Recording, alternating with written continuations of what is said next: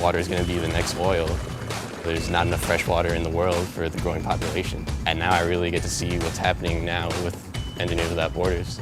Engineers Without Borders is a great student organization. It gives us a great opportunity to apply our knowledge that we learn in class to real-world application, real-world projects. You're really changing the world bit by bit when you do this kind of work. In EWB, if you're a writer or someone who does film, or if you're someone who wants to be an engineer or a doctor, whatever you want to do, there's a place for you and there's a place for the way your mind works. We are one of the only organizations at Rutgers that gets to travel and do our own projects. I think this is a great opportunity for students to learn how to develop themselves into a leader for when they graduate. Being able to apply what I am learning as a civil engineering major to help people was like the ultimate combination. Engineering is not just about problem solving by doing technical work, but in fact, it's important to be socially and economically aware of what's going on in a community. One of the great things about Engineers Without Borders is that the focus is never on you or your own person, it's on the group. Engineers Without Borders is an organization that I can always go to. Like every Wednesday night I would go to the meetings and have fun when I'm going there. It definitely opens up so many opportunities and resources. We meet new people, we meet faculties, deans through this organization. We want to have the water board's input. I think there'll be a lot of things happening very quickly. The more preparation we do now, the better it will be.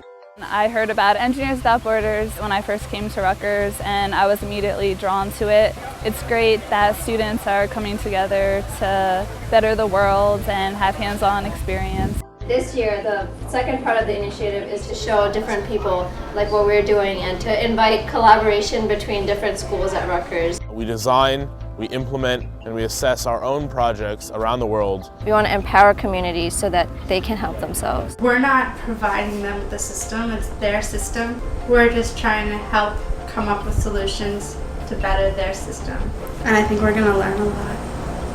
After traveling twice to Thailand, I realized that things are pretty different than what I had imagined. People who work hard, work probably harder than you and me, but don't get as many resources. Working in this environment, in this atmosphere, teaches us to work together, how to build off each other, and to work in whatever environment we're given. By allowing students to work with a professional, we learn how to work in stressful environments, we learn how to meet deadlines, write proposals, we learn how to work in cultures that we're not familiar with. First up, yay, good job.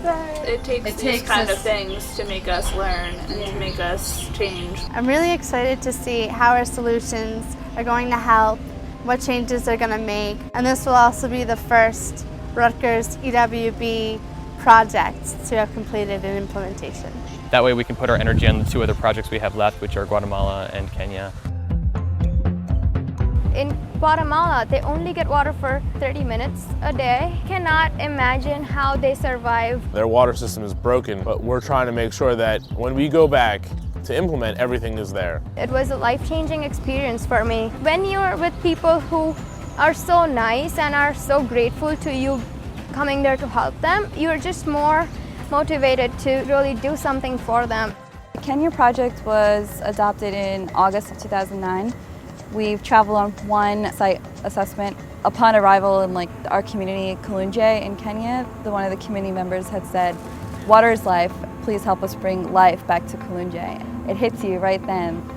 It is the basis of everything in this world, and it's really important for everyone to have access to it. We're in the design phase right now. We know we can do it, but if we don't have the funding sources to help us get to that point, then the project might not succeed.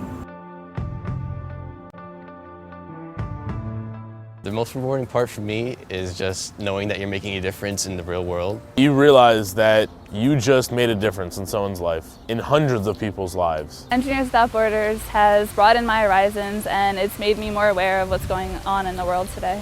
It makes me wonder how many people around the world have access to water the same way I do, and how many people are still struggling, and why are they still struggling? I would say that I'm much more aware of water. I'm more conscious of water use. Engineers Without Borders really helps you appreciate how to be a global citizen. As a student in the university, I've definitely feel like I've had a lot more opportunities in terms of like getting to open up to like real world experience as an undergraduate student and helping people at the same time. I really learned from Engineers Without Borders that the world is not as big of a place as we fear.